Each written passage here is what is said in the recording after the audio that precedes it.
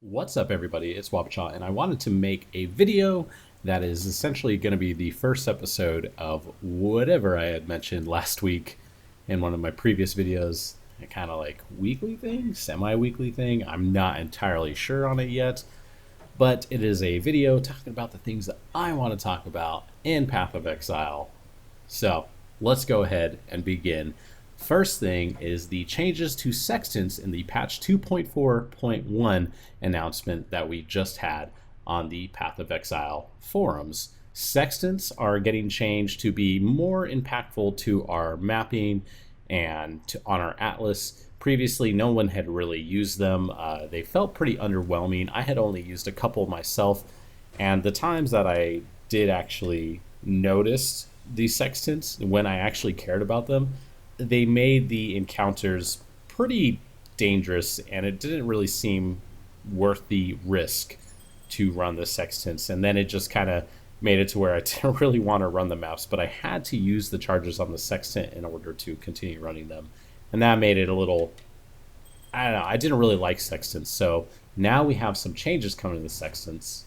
And what I'm hoping are a whole bunch of new mods. In the forum post, they do say that these are 5 of the new mods that they are revealing for the sextants. So I'm hoping that there's going to be anywhere from the range of 15 to 20. But let's go ahead and talk about them. The first one is area contains additional packs with mirrored rare monsters, and players take 100% reduced reflected damage. Now, this is actually going to be pretty interesting, the 100% reduced reflected damage, because a lot of times, when you're rolling maps, especially at the higher tiers, generally you could afford to roll maps at that point, right? But this will allow you to save some currency if you ever do get the sextant, because sometimes you get those juicy triple pack size maps that would just be perfect for you, but then they get bricked with physical or elemental reflect. So this is a really nice way to deal with that. But what's kind of interesting about it is the fact that it kind of lessens the value of the reduce reflect from Elementalist and from, I believe, Slayer. Is it Slayer? Yeah, I'm pretty sure it's Slayer. So it kind of makes that less valuable, but I don't really think people were picking those ascendancies specifically for those mods. So this is a good addition. I'm hoping that it's not too terribly rare, because if it is too rare, then you're not really going to be able to use it too much. So this is a good addition to Sextants and a step in the right direction. The next one is going to be area contains slipstreams. Now, if any one of you had had the opportunity of playing the Winter Heart race season, the Winter Heart signature event actually had chilled ground placed throughout all the zones randomly. But instead of the chilled ground slowing you down, it sped you up. And it actually made it to be pretty enjoyable, because sometimes you would just start flying through these zones that had chilled ground around objectives, and you combine that with all your other movement skills and your movement abilities, your utility flasks, and your boots, etc., etc. It made for very exciting gameplay just because you were moving fast. And on top of that, the other nice thing about this is that with the rise of shield charge not only benefits from attack speed, but also from movement speed. So expect to have some pretty damn fast shield chargers in slipstream maps. And this is actually something that was kind of alluded to at the very start of Atlas. But all of a sudden you might have these players who have these highly customized atlases where they have slipstream on their map, and they have like these really good maps to run, and you're going to want to party with those players. So it kind of encourages group play a little bit more because of specific customizations that you can do on your atlas. And the last one that I'm going to talk about is the area contains 30 additional clusters of mysterious barrels. Mysterious Barrel, I do not believe this is the Strongbox Mysterious Barrel. I believe this is actually just barrels. And this is really interesting because barrels have been a staple in action RPGs for a really, really long time. Almost every game that I could think of has had like barrels, urns, boxes, crates, things that you just open as you're moving through the world. And I always open them, and a lot of people really stand by the fact that you should always open them. Recently there was a Reddit comment that was like, oh, but is this build barrel viable? And they were like, well, no. And then the player responded, well, too bad, you're not going to get your Mirror of Kalandra. So it's kind of a joke, an ongoing, inside joke with the community that barrels are a great source of high level currency. So I do really like this because it's adding something else to look forward to on the map that you would not look forward to before, right? It's almost like the prophecy of rats, or the prophecies that would add these like little creatures on your map that didn't deal any damage, but they just dropped a lot of things. I see this prophecy, or this Sextant, being very much like that prophecy. So I'm on board with these Sextant changes, as everyone else is, and I'm really hoping that we get some other really interesting ones as well. Something that we could really look forward to using on our Atlas. So with all of that said, let's go ahead and move on to the next thing that I'm going to talk about in Path of Exile, and that is kind of just misconceptions. And the misconceptions that I'm referring to are that simple, or that specific builds or items are bad, okay? And what actually made me think about this is recently there has been a Reddit thread with the title, "I think this is a bit ridiculous." And the thread is entirely about the difference between range attack totem and Ancestral War Chief. And it's talking about like the duration of Ancestral War Chief, that it has fewer, less multipliers, and it's a better totem than range attack totem, and you also don't need to link a skill to it. And in my opinion, Ancestral War Chief is pretty over the top, to be completely honest. It doesn't take a lot of investment in order to get it really rolling, and then you can invest a lot into it. So when you have something that requires little investment, but you have the ability to invest a lot into it, I feel that generally makes things considerably stronger than they should be. And I definitely see some changes coming to Ancestral War Chief. However you want to put it, nerfs, mechanical changes, but I think it's a good thing that we get some changes to Ancestral War Chief, because it is a little strong considering that it's like a melee, not melee thing. But I digress. What brought this up for me was that as I was reading through the comments of this thread, someone had mentioned Siege Ballista, and they also had mentioned Iron Commander. Now, if you've been watching my channel for a while, or if you just discovered me, I have a lot of stuff on Siege Ballista. Siege Ballista is a very undervalued ability in Path of Exile. It doesn't fit perfectly into the meta, but it is very, very strong, and it has a lot of potential. And people were just pretty much citing the fact that Siege Ballista is garbage, and that someone even made the correlation that Siege Ballista was bad because you had Iron Commander, which, I mean, I don't know how far ahead the development process is for uniques and skills, but Siege Ballista definitely came out before Iron Commander, so I don't know if Iron Commander was thought of well before Siege Ballista. But to say that Siege Ballista is bad because Iron Commander, because of the way it works, I think is a little misguided, because Siege Ballista is good in a lot of different ways, and you don't need Iron Commander. While I would say to use an Iron Commander, it's definitely not the only way you could use it.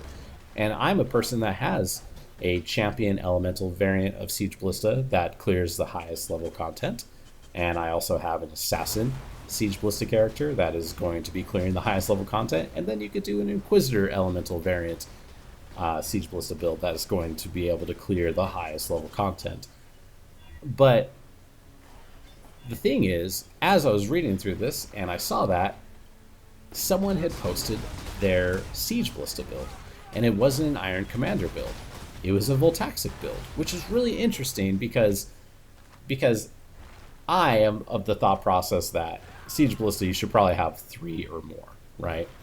So with this Voltaxic variant, it's also poison, but it uses a Deadeye, and it was able to kill Shaper. And I think that's pretty interesting, because it's really nice when you see different versions of a build that you're doing, or different ways to accomplish the goals of a game. And I think that's really important for Path of Exile, and that's what kind of Path of Exile is about. So, I'll although I may disagree with some things, it was still really cool, and it gave me ideas for my own build, right? It gave me ideas, and that's what I really like about this wide variety that we have in Path of Exile with builds. So, with that said, with misconceptions of, bringing up misconceptions that the community generally has, oh, this skill is bad, this item is bad, this playstyle is bad, blah, blah, blah, blah, blah. I wanted to point out a build that I came across in the Scion subforums that uses the unique Kataba's Helm and the unique Claw, the Scourge. Now, this is by the player goes by the name of Cape, and it is a double strike auto summoner build that Cape has called it the Battle Queen. And why I actually really like this build is not only does it use Katabas in a way that a lot of people aren't really using it for right now. I don't feel like too many people, especially on like the meta, are using Katabas to summon minions. But it's also using the Scourge, which a lot of people use to double dip poison, but Cape has chosen not to double dip the poison. And on top of that, the Ascendancy, Cape has also made full use of the Scion jump for the Duelist. So, and while I think that there's some room here, what I'm trying to do is point out the fact that we have this interesting build right here that just needs more eyes. It needs more consideration. It needs people to actually look at it and think about all the possibilities that are coming with it. And so just a little bit about the build. Cape, it's a auto summoner build using Katabas. It also uses the Scourge, and it uses Thief's Torment. And Thief's Torment is a unique ring that uses both slots and has some quantity on it. It has some stats on it that people don't really go after that often. But the big thing on it, it has mana gained on hit. And when you combine that with Dual Strike, Cape is able to achieve insane amounts of mana sustain, and therefore covering the cost of Katabas, because Katabas does require you to spend 100 mana in order to cast the minions. And this is really interesting, and it's just a clever use of game mechanics. I'm sure we've heard that before, but it's a clever use of game mechanics, and it's really nice to see someone who's using these different things and isn't going the typical poison variant or just anything else that people would expect. Now, even when I look at this build, I see some potential for some changes immediately. In the forum post, which again, you should be checking out already, he is talking about how, well, gender assuming, Cape is talking about the fact that you can go as a Necromancer, but then you wouldn't get Fortify on hit that you get through a champion subclass in the Ascendancy. God, that's a mouthful. But what I point out is the fact that in this build, in the 6th link, you're using a life gain on hit. Why not just use Fortify? And with the Thief's Torment, you're probably regaining a lot of life anyway. And it'd be really nice to see a video of this build. And that's the one thing that was a little lacking in this guide. But really, when it comes down to it, this is very interesting, and uses things in a way that people, usually frown upon or say that doesn't work, between the Scion jump and then using Scourge to actually melee and auto summon minions. That's pretty damn cool. And I feel like these are the builds that need attention. Build of the Week recently has kind of gone away from this, and everyone in the subreddit, which I think that there's some problems with our community being so heavily invested into the subreddit specifically. The Build of the Week format, while fantastic, is highlighting builds that just work, right? And I get it. From GGG's perspective, it's great to highlight builds that just work, because that's what's going to pull new players in, right? You don't want new players to struggle. So I get that. However, we also have podcasts. And when podcasts talk about builds, why bother talking about builds that are so fleshed out? Why bother talking about builds that are hundreds of exalts? There's no reason to. because those are on such a high end and they alienate so many players, and you don't really learn anything from it. King of the Forest is good. Stacking Poison is good. These things are good. So why talk about it? Let's start talking about the interesting builds, like this one. I even saw a build about a week ago that was very lacking compared to this one, but almost worth a full mention. Actually, I'm just going to go ahead and mention it. It was a Reflect Decoy Totem build. It was slow, it was clunky, it was awkward, and it used Chieftain. But you know what? That is something that we have in Path of Exile that is so underexplored. And it just takes more players to actually look at things and consider things. And we could have more diverse builds. So let's stop focusing on the things that are completely fleshed out. Let's stop focusing on the things that are at the very top on the subreddit. Let's actually start exploring. Let's look through the sub forums. And that's exactly what I did. And that's something I'm going to be doing from here on out. So check out the Battle Queen Double Strike Auto Summoner Hybrid by Cape. Let me know what you think. I think it's cool to see different things that people said were garbage before. Keep in mind, this is coming from the person who so many people said Siege Ballista and Iron Commander were garbage. And, I mean, it's me. That's all I'm going to say on that. So that's going to conclude this first episode of whatever I'm going to call it. Let me know what you think in the comments down below. Share this video if you liked it. And if you have any questions or any ideas for me or whatever, throw them at me in the comments. Also, you can check me out on my Twitch, twitch.tv/wabachaw. Follow me on Twitter @wabachaw. I'm usually will be posting if I'm going to be streaming that day or if I'm making a video. Sometimes I post like little teasers of the videos that I do. And I'm trying to be much more active on that. And yeah, thank you very much. See you guys later.